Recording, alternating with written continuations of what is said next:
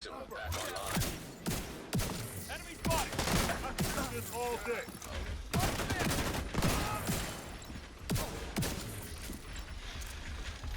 Sending intro.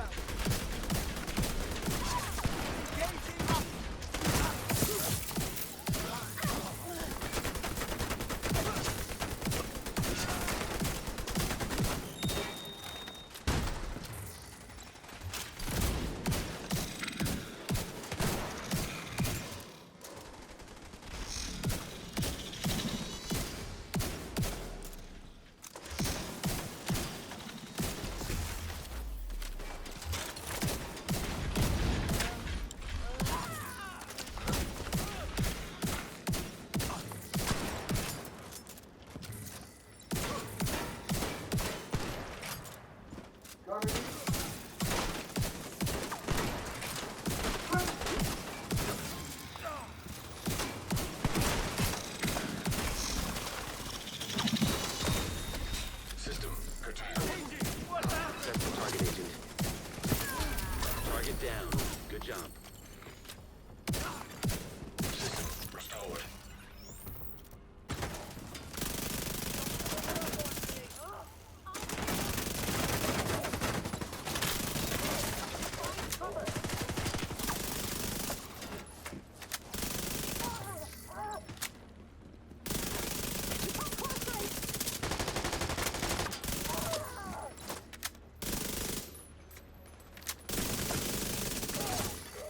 An agent needs assistance. Incoming hostiles detected.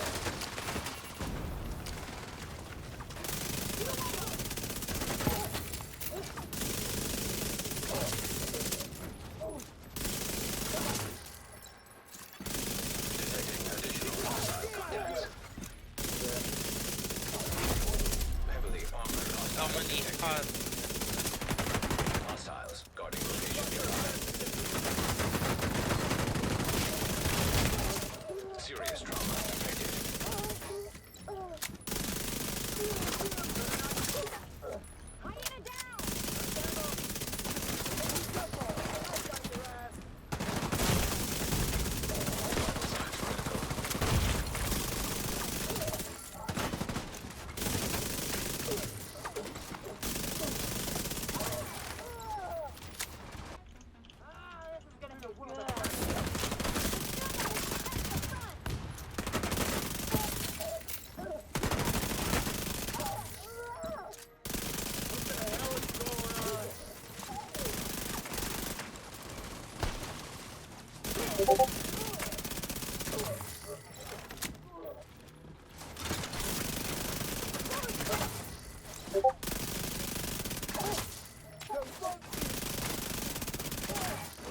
Signs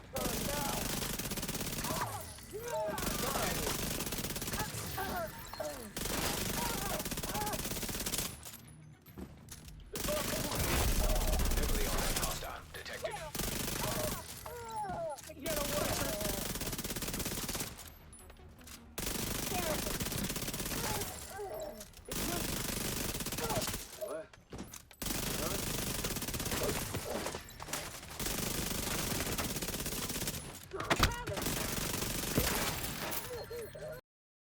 Hey guys, so this is my Hunter's Fury build.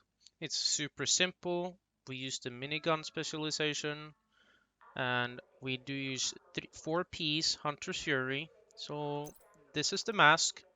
Obviously we're gonna go red on everything except one thing and I'll explain that later.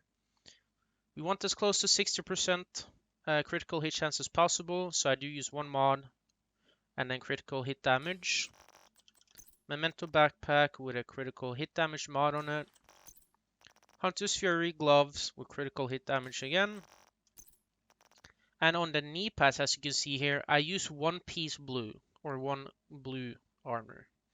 And the reason for that is I feel like when I do use one more blue, the Memento armor regen helps a shit ton. I just feel like I can survive a lot longer. I can just stand there and tank damage without not having to worry at all. So that is why I have one single blue. And I do have a critical hit chance mod on this, and the reason for that I'll show you later.